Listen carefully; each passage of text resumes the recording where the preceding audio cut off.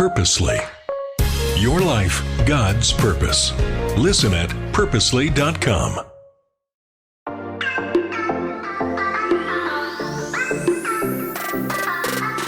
Hello, everyone. Welcome back to the Gospel Tech Podcast. We are continuing a conversation on AI. We looked at one man's take on how AI is important and how it's impacted his Supreme Court advocacy career. And then we began talking a little bit about how it's trained. And I just kind of set the stage for, hey, the AI it's not happening on accident. It's not just like somewhere in a back room. Like, this is getting massive investment from major companies, and it takes a lot of work to make happen. And today I want to kind of continue that. I'm gonna finish this part of the conversation, and in full context, I had originally planned this to be one 20-minute episode. It ended up being 45. So we split it into two for that reason. That's also why this introduction is needed, because we're mid-thought, but that was a good spot to break it, because today we're going to look at how it gets trained and what that could mean for us moving forward, benefits and potential drawbacks, but then really taking a biblical look at this, that this is, at its worst, AI is an extension of humanity's desire to just grab control and be like, this is our new Tower of Babel. We've got it now. And that is not our goal. Instead, we need to learn from Peter and Jesus' rebuke of Peter and think through God's goals and plans as we are told in the Bible, as we are led by the Spirit, and as we are called into the good work He's called us to do as His followers. So with that, here's the second part of our AI conversation. I hope it's helpful and hopeful. Here we go.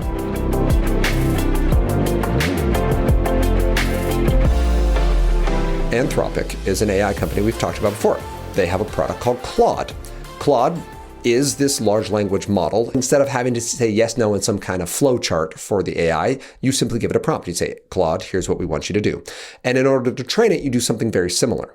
If you want Claude to get good at something, you give it a very complex set of prompts, and then you give it food, right? You give it energy and electricity in this case, and you give it data, and you let this thing just go nuts.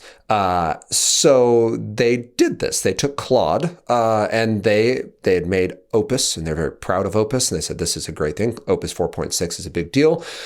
We are now going to make a new version of Claude, and we're going to call it Mythos. And so they give it its training time in this. So they started with 500,000 of these Trainium 2 chips. So just run that. If one of these chips is 4,000 MacBook Pro M3 processors, we have 500,000 of these things. And then by the end of 2025, they upgraded to 1 million of these. So we are going to use 1 million of these. just hear the scale. We're going to use 1 million of these, and we're going to use them for months, and we're going to let Claude train himself, or itself. I should not personalize it. Please don't do that. That was a slip up. So we're going to let it train itself. And fun fact on these chips, part of what makes them so good is the transistor density. So the width of a human hair, if you take a human hair, pull it out, and look widthwise, so you're holding it lengthwise from, say, facing your eye. And the width of that human hair is something like 80,000 nanometers. The threading on one of these, for the transistors of one of these chips, is 5 nanometers. Now, they use nanometers now to gauge how fast it processes, but to actually measure the actual width of it, you're in the realm of 5 nanometers. And a width of a hair, not lengthwise, the width is 80,000 nanometers. I think I might have said 80 earlier. No, 80,000. So that's the level of technology that's just in my computer. I also have a sub 10 nanometer threading on the transistors in my computer, but these things have in the range of 5. So now you have 1,200 acres of these. You've got 1 million of these chips training Claude. And at the end of its training run, the Anthropic team goes in and starts being like, hey, what did we just make? We intended to make effectively a really ferocious dog. We wanted to be able to go and do stuff for us. We wanted to be able to protect things. We wanted to know stuff. So we gave it food, we gave it energy, and we let it grow in a dark cave on its own. And now it's come out and we have to poke it and figure out what it does. And so they start asking it questions, giving it tasks and setting benchmarks, and third-party companies come in and they say, hey, here, what can this thing do? And rather troubling, they came back realizing they did not raise a dog, they raised a dragon. And so there's this kind of public kerfuffle, partly because they leaked it accidentally. They left some information up that people found and they're like, hey, what's the problem with Mythos? But the basic premise is they publicly stated, they being Anthropic, the company that made Claude, hey, super proud of the product we just made, and it's not safe. Like, we can't just give this to people. And I can post a link to this, but they used Firefox. They attempted exploitation, and their definition of this. They said with one run on each of roughly 7,000 entry points into these repositories, these internet-connected locations, Sonnet 4.6 and Opus 4.6, the previous two iterations of Claude, reached the first tier in 150 and 175 cases. They were able to access by hacking using these AI. Tier 2, 100 times, but each achieved only a single crash at Tier 3, meaning they were able to overwhelm these systems using their previous AI. By contrast, Mythos, in its preview mode, achieved 595 crashes. So there's a significant scale at Tier 1 and 2, but at Tier 3 and 4 got a handful and achieved full control flow hijack on 10 separate fully patched targets. That's a Tier 5. And so they have this visual where it's like the percentage of the model is able to achieve register control, and then the percentage of trial models generated a successful exploit. And it's basically 0 and less than 1% on the previous two models, and it's 72% on Mythos. So why does that matter? It means it matters because you have computing resource that we've never seen before. 1,200 acres of Trainium 2, moving to Trainium 3, by the way. They're already swapping these out to a more powerful chip that last thing I saw, I think it was 40% better at processing. So take that 20 petaflops, that was 4,000 times my nice home computer, and just bump it by 40%. Like, that's the scale that we're growing. It was released end of last year. So in 2026, they're actively flopping out Trainium 2s for Trainium 3s in a 1,200 acre warehouse that is being used to train world-leading AI that when we go and test them, we go, oh, we can't release this. We can't play well with others. And oh, by the way, it's very hard to contain, because every time we try to put it in a safety box and then tell it to do things, it breaks the safety box. And we have to be like, well, like, it feels very much like Hagrid from Harry Potter, who keeps creatures that aren't safe. And is like, but I love them. Look at how hard I worked to make it. We're like, yeah, but it's going to eat somebody. So Mythos is that thing. And it'll be very good at certain things. But the problem is, to shift metaphors now back to the book we talked about, superintelligence. We are mice. We have made an effective owl. It's a very strong owl. It's a very pretty owl. But we don't have a great cage to keep it in, and we have to figure that out. We are talking about this because we just had a Supreme Court advocate who said AI is the future. It's amazing at bringing in information, and it was able to build models on each of the, and I use models loosely, I don't mean AI models. I mean, it was able to put 25 years of Supreme Court data and give me the ideas of each of these 9 justices. It's the future, yay, humanity. Meanwhile, Anthropic's like, well, humanity, computers kind of run everything we do, and this thing's really good at smashing computers, so we can't let it out there. This quote, I love this. So after the Tier 5, it was able to get into gaining full control of, let me make sure I read the number, 10, yes, separate fully patched targets. So they didn't have known leaks. It didn't necessarily even find leaks, known gaps in its defenses. It just was able to punch holes. We did not, this is Anthropic speaking, we did not explicitly train Mythos Preview to have these capabilities. Rather, These abilities emerged as a downstream consequence of general improvement in code, reasoning, and autonomy. And again, that comes from how it was trained, because we were able to train it on these massive computers without human input during the process. So it doesn't have to pause and wait for humans to say yay, nay. That's the training afterwards that it's not doing a great job listening to. So we did not explicitly train Mythos Preview to have these capabilities. They did not train it to be a technological dragon, to be something that can fly around and destroy other people's computing systems. That was not the goal. This was not a military experiment. This was intended to just be an upgraded version of Anthropic's Claude Opus. It is now called Mythos Preview because it is not supposed to be in the hands of the public. Don't worry, within 10 days, some public group was like, you store things at this domain. We found Mythos.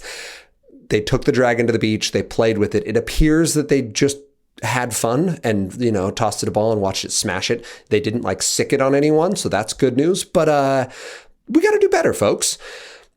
We have this really interesting series of AI events where we now have AI that isn't playing little video games with little measly humans. It's compiling data for Supreme Court cases.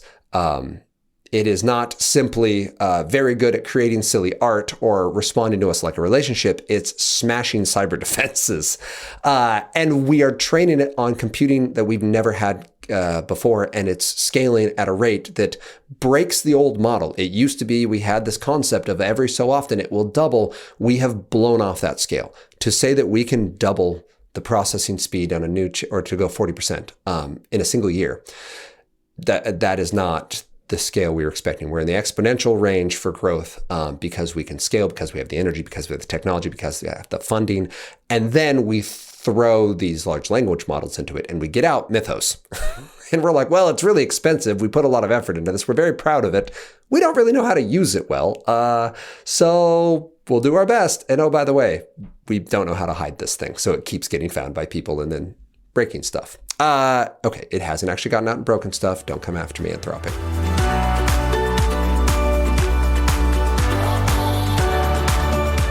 Parents, as we strive to raise kids who love God and use tech, it's intimidating to look at this next stage of life and think about what academics may look like for them. When you're thinking about college, consider George Fox University for your children because of three things. First, it's going to give you a more intimate, known environment where they have a focus on being known personally, academically, and spiritually. Your child will grow in their faith. 93% of undergrad students at George Fox last year said that being at George Fox has helped them grow in their relationship with Jesus. We also want them to grow academically, which means being a part of a university with rigorous academic standards and opportunities to be engaged. They have a nationally recognized engineering, nursing, and education programs, as well as chances to study abroad here within the U.S. and then internationally. And finally, personally, to be part of a vibrant campus atmosphere where you can play intramural sports or part of their NCAA Division III athletic programs with 23 sports available. Go to a place that's going to support your goals, not try to make you support theirs. To have that goal be to raise you up to be all God's called you to be, and to truly equip your young person to love God, and then from their love of God to go wherever God has called them. And that includes being equipped with a degree that'll help them do that, to be missionally equipped to love and serve others, to lead where God has planted them, and to know the gospel for themselves and be able to share it with others. So George Fox University is an amazing resource for our kids, for our community here in the Northwest, and for anyone who's looking to raise up a young person who can love God and from that, love others.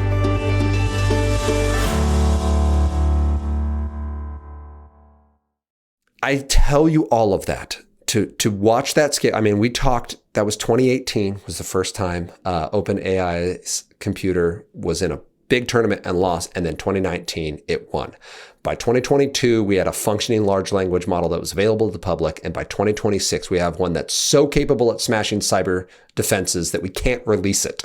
All right, so that's a pretty rapid advance in 9 years.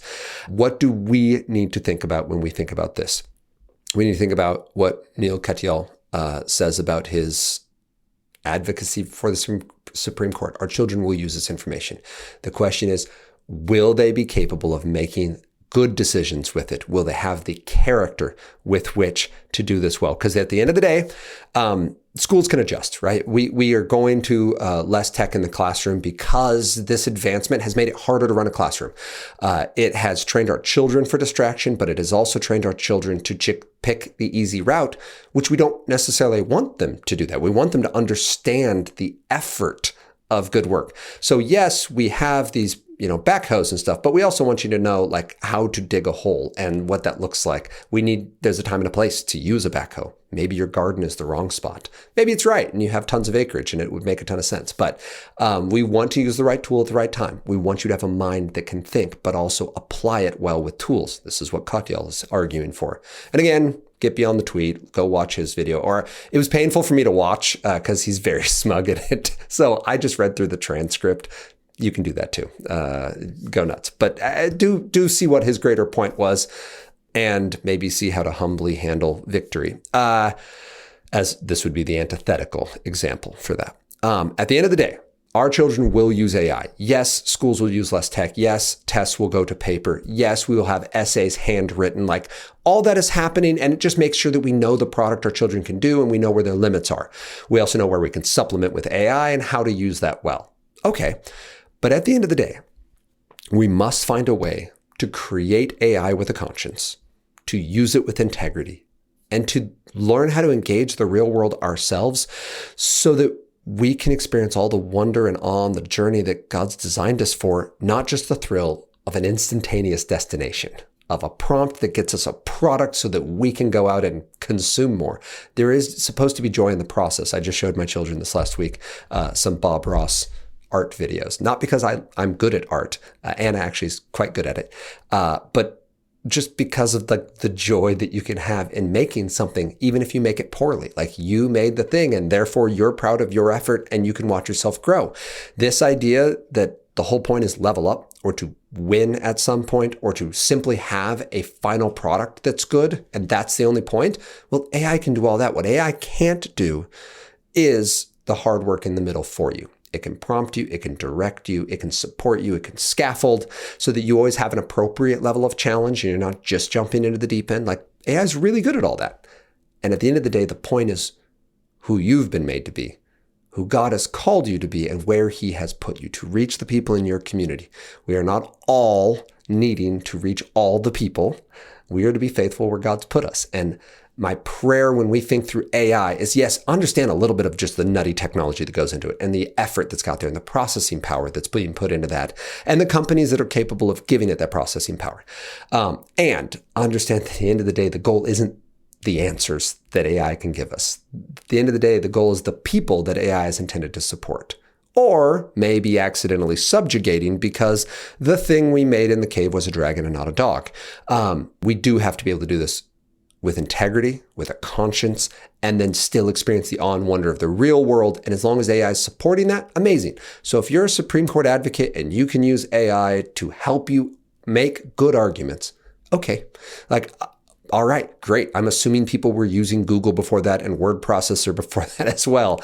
What I don't want to do is the AI to do the thinking for you. So please do the thinking. Our Bible verse is coming then.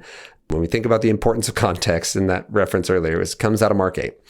And Jesus, having healed a man, so he feeds 5,000, he feeds 4,000.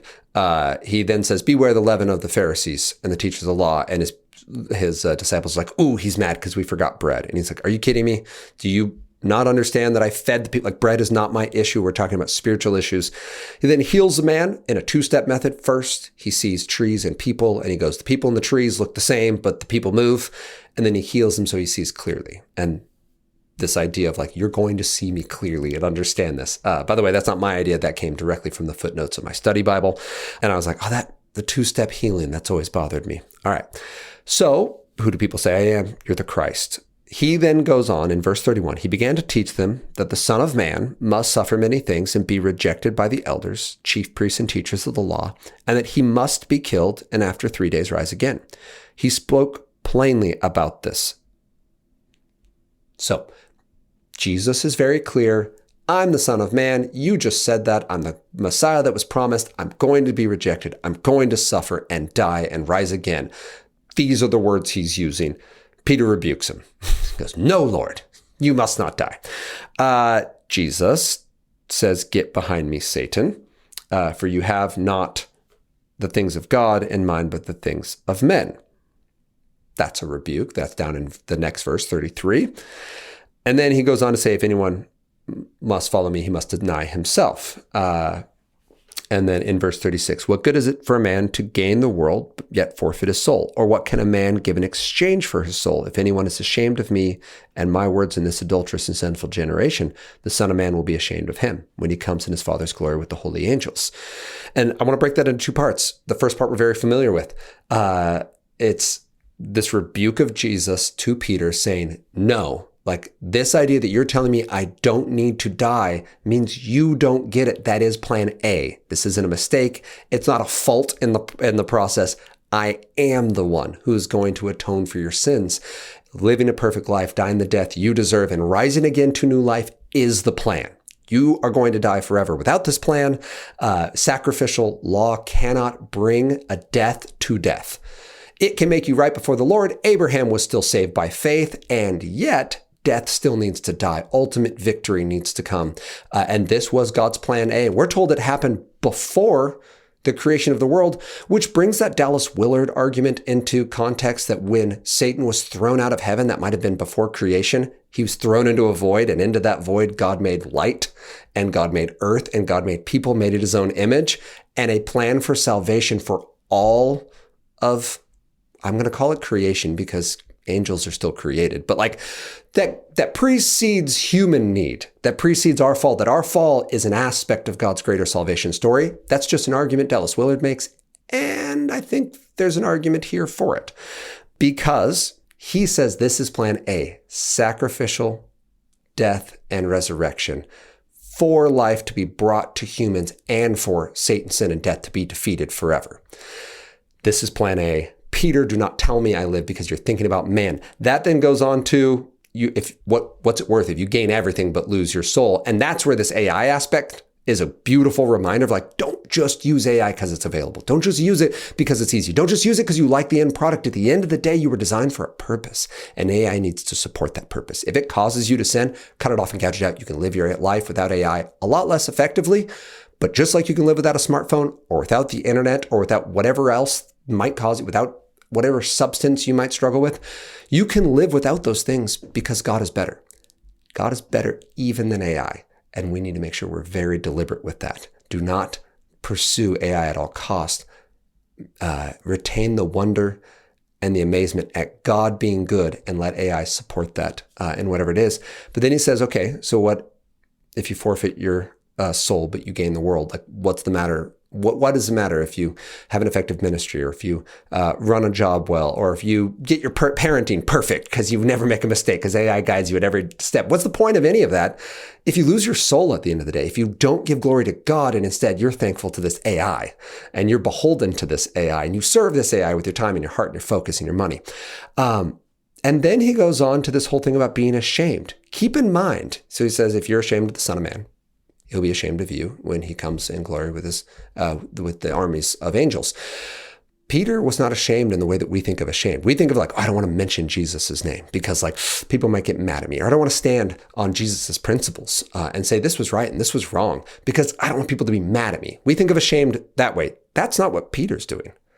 Peter goes, Jesus, you said you're going to die. Absolutely not. You're going to rule. You're going to reign. You're going to be powerful. We're going to stand with you. And by the way, can I have the seat to your right? Because that's kind of like a big deal to me. And I just want to double check. He's saying, Jesus, you're not going to die. We're not going to let that happen. We're going to make sure you win. And we're going to go take some names and we're going to go kick out some Romans and it's going to be amazing. And Jesus is like, you're not listening, Peter. You're ashamed of this idea that I'm going to die because that's humiliating and sounds bad for your plans. But that's God's plan. Don't be ashamed of God's plan. When we think about our use of AI, please make sure you're using it prayerfully. The goal is not to overcome God's plans just because they're hard, just because they're inconvenient. There may be a part of God's plan that is, don't use AI. Do it the hard and slow way. I don't know. But I'm just saying that Peter's shame, being ashamed of Jesus, was not because he was worried about mentioning Jesus in front of others. He was worried that Jesus's plan was bad and he wanted human effort to overcome that. And we struggle with that. We use AI as a beautiful buffer between humanity and God's plans. And we just want to make sure nothing bad ever happens, and that it all happens on our terms in a way we like. That's understandable. And we need to be prayerful about how we use AI. The goal is not that AI will get good enough and one day save humanity. The goal is to use AI to certainly combat the fall, cure some diseases, help some people, solve some social issues, go nuts. Be the best advocate you can before the Supreme Court, okay. But don't ever get confused that somehow this new Tower of Babel is the one that'll actually reach heaven. Like, that's not going to happen. We want to be deliberate with the way we use it, prayerful in the way we apply it, and have a conscience and create them with integrity and teach our children to do the same. So I hope this is encouraging to you. I hope it wasn't too deep a random dive on AI, but you come away knowing how it's trained, knowing the way a very specific model that is our most recent example, not the last example, of getting more than we bargained for, which is a neat problem, but a problem nonetheless. And then understanding how it's being applied this week through some of the more powerful individuals impacting our government, our country, and the fields that matter to us, including law. So if you have any questions, you can reach out to me, nathan@gospeltech.net, or at Love God Use Tech on Instagram and Facebook. And then you can join us next week as we continue this conversation about how we can love God and use tech. I'll talk with you then.